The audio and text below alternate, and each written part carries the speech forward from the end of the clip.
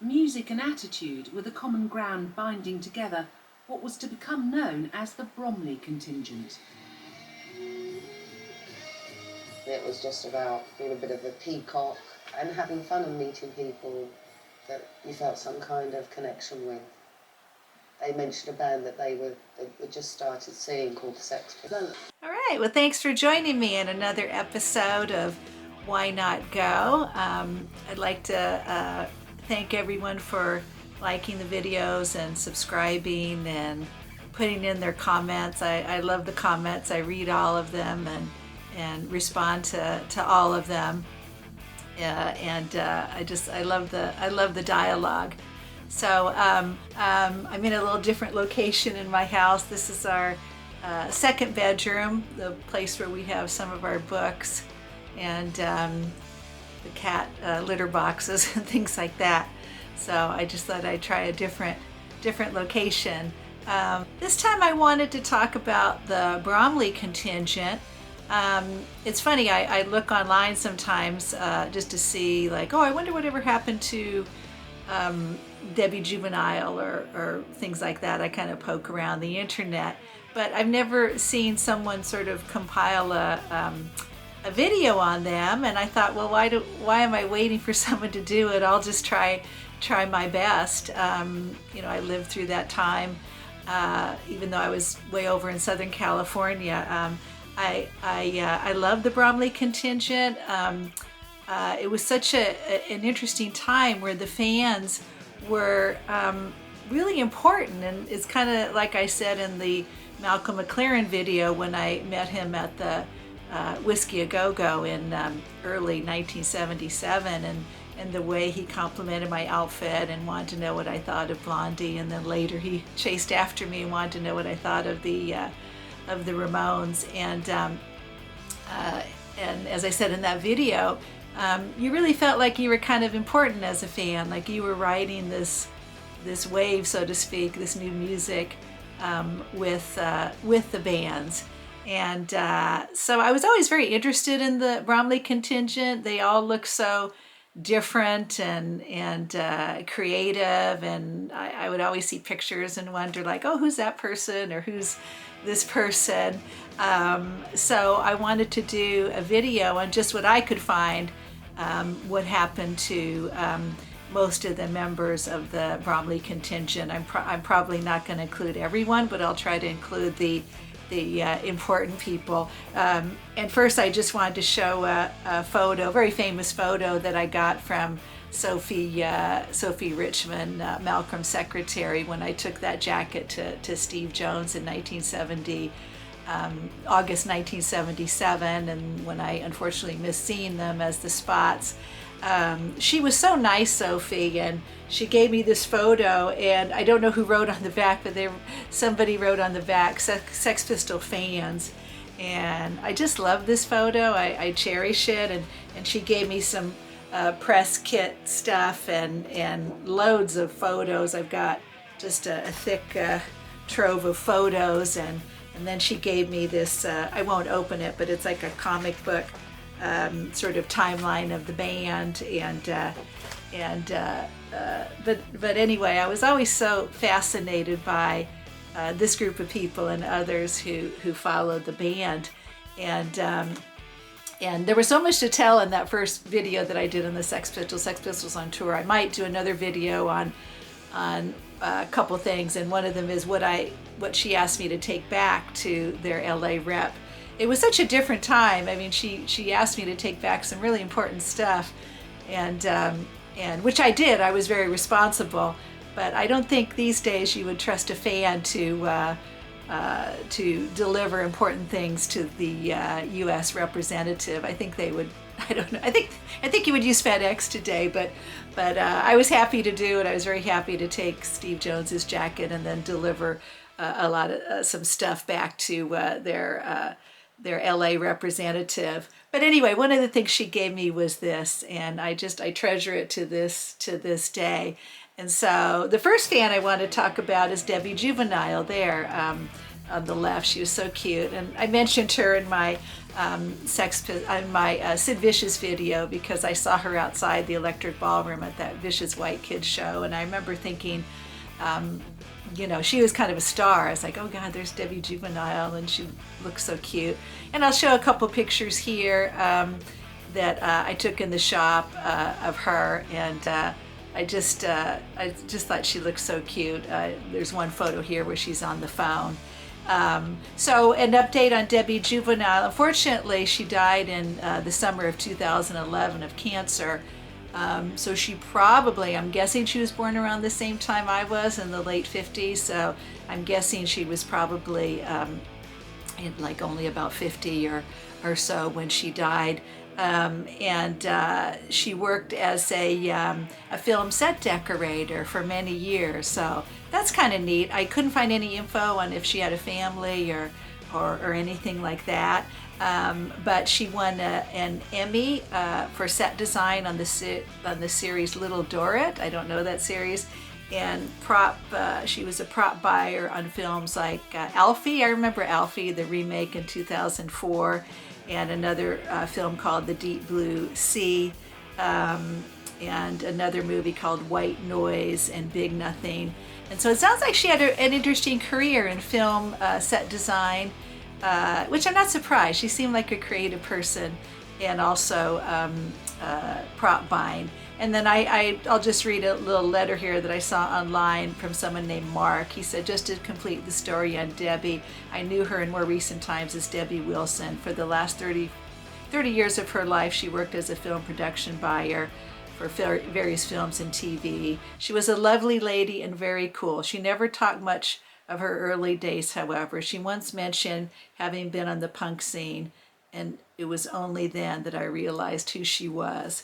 So unfortunately, Debbie Juvenile, Debbie Wilson, unfortunately she passed away in 2011.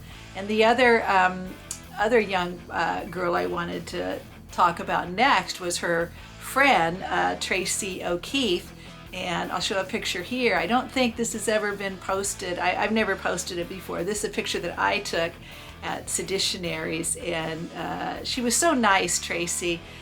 She's kind of playing around with the guy here. I remember they were kind of wrestling on some big chair or something, and I took their picture.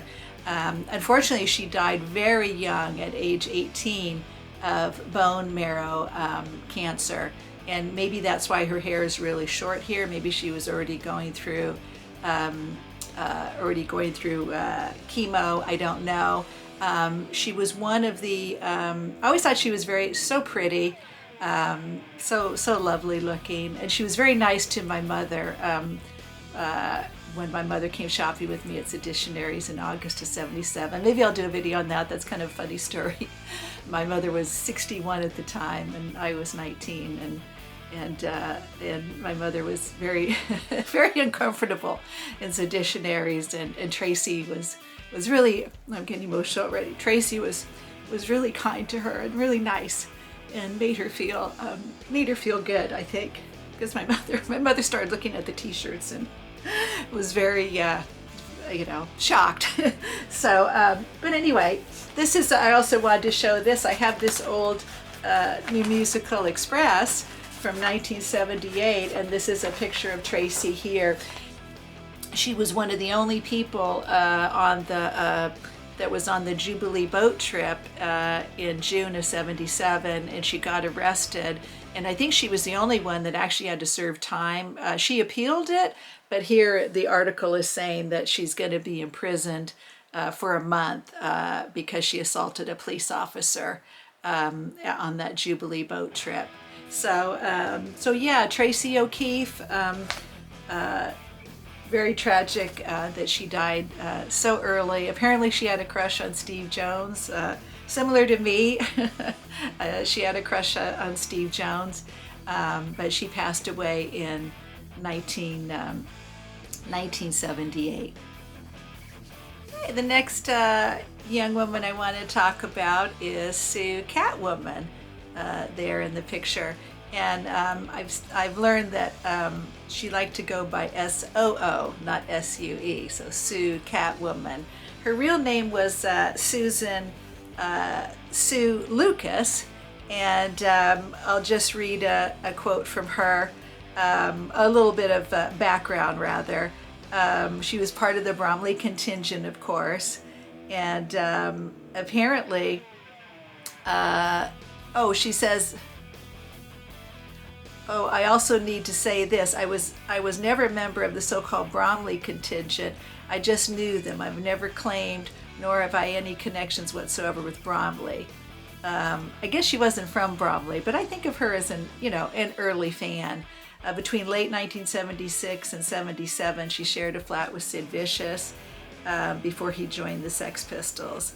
And then she also writes, I guess this was on her MySpace page, way back in 76, I found myself in the middle of a scene that became known as punk. There was a crowd of people who hung out at the same places and looked rather different to the norm of the time. Picture the white suit on Saturday Night Fever and the hair of Farrah Fawcett. I met a lot of people who went on to become household names, but of course when I met them, none of them were famous yet. It still seems strange to me that what happened back then could bring so many changes in hair, music, and fashion. And it seems quite funny that what started out as an anti-fashion became a fashion in itself. That's so true. I'm sure that many people around at the time, none of them, despite their claims, could have known the impact of the whole thing would have had and still have so many years on. Isn't that the truth?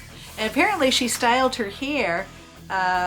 She was kind of referring to the Bride of Frankenstein in her hair. And she went to a barber shop in Ealing, and she used to cut kind of the middle of her hair, to shave the middle of her head, and then she used Vicks Vapo Rub for the sides. And then from there she met Marco Perroni, who was also an early fan at the Club Louise where the Pistols played. And apparently she's been recently, Shepard Fahy, the artist, has used her in one of his art pieces. So where is she now? Well, she's still around, unlike Debbie Juvenile and Tracy. She left the punk scene when the Pistols broke up and became a mother. She has 2 kids, and she is believed to now reside in Twickenham, West London, with her family. So that's nice. So she kind of left the punk scene in early 1978. So that was Sue Catwoman, Susan Lucas. She's probably a grandmother by now, and apparently she lives in Twickenham. So now I'm going to play the famous Bill Grundy interview. Just a short clip of it. Everyone has seen it. It's funny because I didn't get to see it back at that time, December 77, because that was obviously before the internet and all the things that we have today where we can see everything instantly. But I remember reading about it, and I wasn't able to see it till much later. And one of the things I like about the interview is that, again, it showcases the fans. The fans are right there. And of course, Bill Grundy has that little back and forth with Susie, and that led to the whole the whole thing. So just to refresh your memory, this is the Sex Pistols and their fans on the Bill Grundy Show.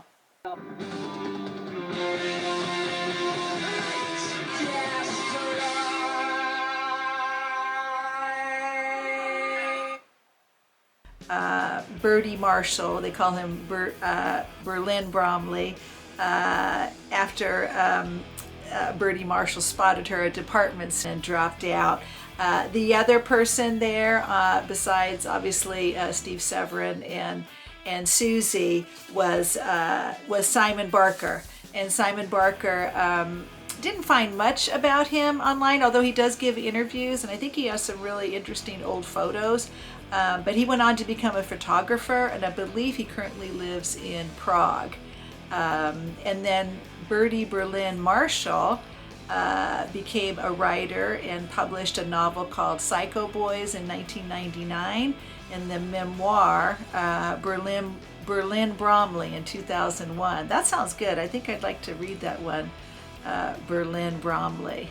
So that was them. And Simon Barker, who, as I said, went on to become a photographer, I guess under the nickname Six.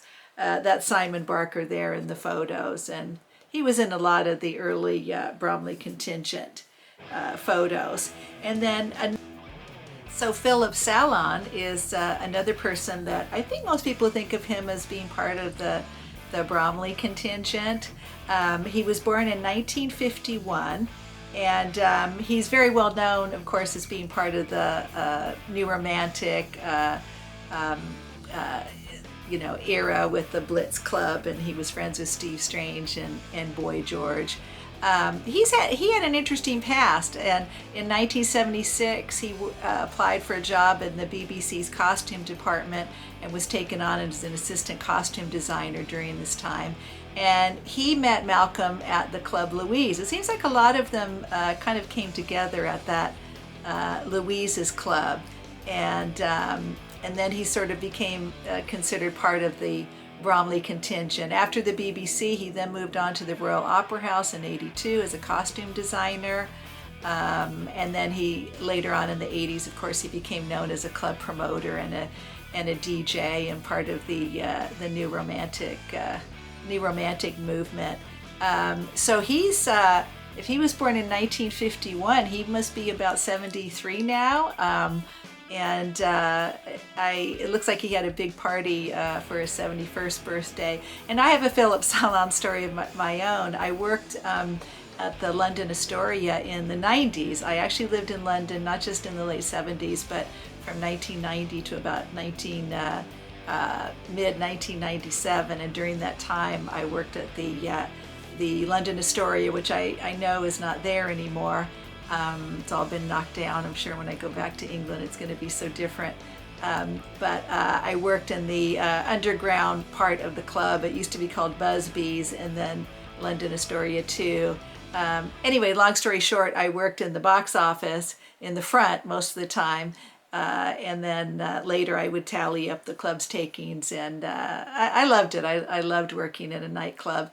And when Philip Salon first came in, because we had gay nights there maybe about 3 times a week with the promoter Jeremy Joseph, and he would, the first time he came in, I didn't know who he was. He looked very colorful, and he had a group of people with him, and he wanted to go into the club. I think we had a big performer that night, probably Danny Minogue or Kylie Minogue or somebody like that. I can't remember exactly, but the first time he came in, he says, he came up to me because I was there at the door, and he says, can I go in? And then I don't even know if he asked. He might have said, I'm going in. And I said, are you on the guest list? And he looked at me and he said, darling, I still remember, darling, I'm Philip Salon. He said it probably a much grander way than that, and I just laughed, and I knew the name when he said Philip Salon, and I knew the name, and I thought, he's famous for being a club promoter, and at that point I knew that anyone would allow him in, so I just said go ahead. But he was funny. He would come down to the Astoria every once in a while, but I always remember him saying that to me, darling, I'm Philip Salon. So in a very dramatic way.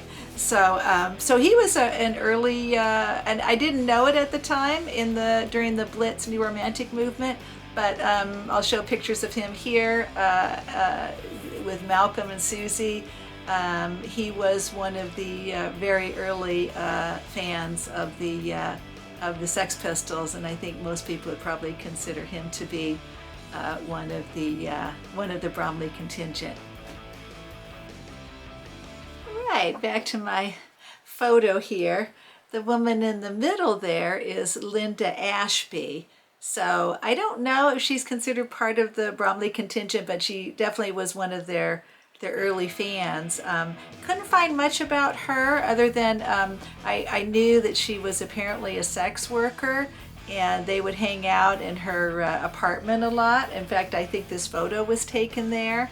That's her in the middle, Linda Ashby. I couldn't find much online about her other than she kind of disappeared from the scene and apparently moved to the country.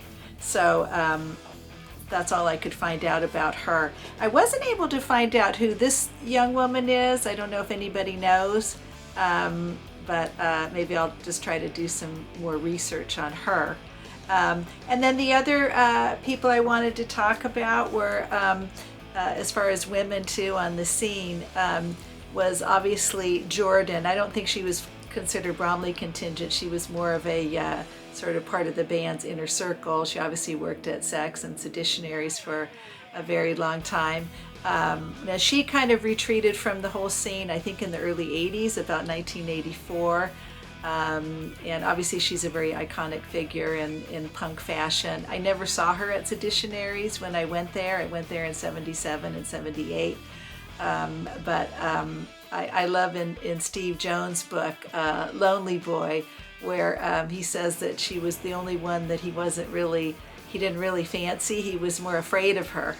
I love that because she was very intimidating. The way that she was sexy but very, very strong, very intimidating, and I love that. So unfortunately she died of cancer in a couple years ago at the age of 66, Pamela Rourke, Jordan, and she went back to live in East Sussex. I guess she always lived down in East Sussex, and she lived a very quiet life breeding cats, and she was a veterinarian nurse throughout most of her life. Another person in this sort of Sex Pistol world was Helen Wellington Lloyd, called Helen of Troy. Obviously she was in the great Rock and Roll Swindle. She was in the Filth and the Fury, Jubilee, The Tempest. Helen Wellington Lloyd, Helen of Troy. She was very interesting because apparently she met Malcolm in college. They attended college together, and she was very artistic. Steve Jones used to hang out at her flat. I think it was the same flat on Bell Street that Steve Jones ended up moving into. If not, it was right around the corner. And she was actually the first one to use the ransom note style of lettering that the Sex Pistols used in all of their artwork. Apparently she used it on an early flyer, and then then Jamie Reed, their artistic director, kind of took it from there, perfected it, expanded it, whatever. But apparently she was one of the first. And I love some of the quotes that I read from her. I don't have them in front of me, but I remember reading that she said that she, being a dwarf, she was very self-conscious, people staring at her, and so she always felt like she wanted to be invisible. And then when punk came along, she did just the opposite. She was wearing safety pins and chains, and she said that it felt really liberating because instead of trying to hide from people that would stare at her because she was different, punk was liberated her to be different and to welcome the stares. And I just found that to be so moving, so profound, so moving, that punk really did that for her. Instead of trying to hide, she turned around and said, "Hey, look at me! I'm not only a small person, but I wear these crazy clothes, so I want you to stare at me." And I just thought that was so great. She always fascinated me, Helen, and I always loved that she was part of their fans. So apparently with her, she was from South Africa originally, and apparently in 2001 she sold her house, her flat, and sold her Sex Pistols memorabilia to an auction at Sotheby's, and she moved back to South Africa. So don't know what she's doing now. Hopefully she's still around. But Helen, I always thought was very, very inspirational. Punk taught her to stop being invisible and to welcome the stares. And I thought that was just so great.